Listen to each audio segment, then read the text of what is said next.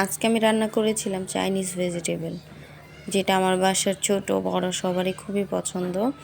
তো আমি খুব ঝটপট সহজ উপায়ে কীভাবে রান্না করি সেটা আপনাদের সাথে শেয়ার করব। প্রথমে আমি এখানে রসুনগুলো কুচি করে নিচ্ছিলাম, আর এই সবজিগুলো ধুয়ে সেদ্ধ করে নিয়েছি হালকা।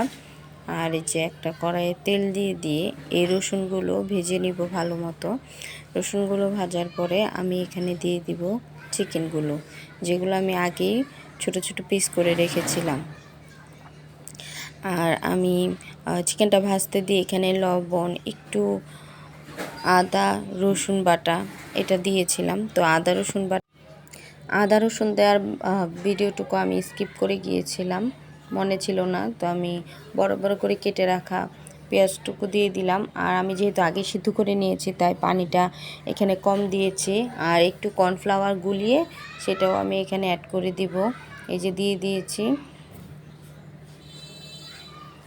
তো এটা বেশিক্ষণ রান্না করা লাগে না, হয়ে যায় খুব জলদি। আর এখানে গোলমরিচের ফাঁকি আমি ছিটিয়ে নিচ্ছিলাম উপরে। আর এই যে হয়ে গেল আমার সুস্বাদু চাইনিজ ভেজিটেবল। তো এটা আমার বাসায় সবাই খুব পছন্দ করে, আর এটা খুবই স্বাদ হয়, আর এটা হেলথের জন্য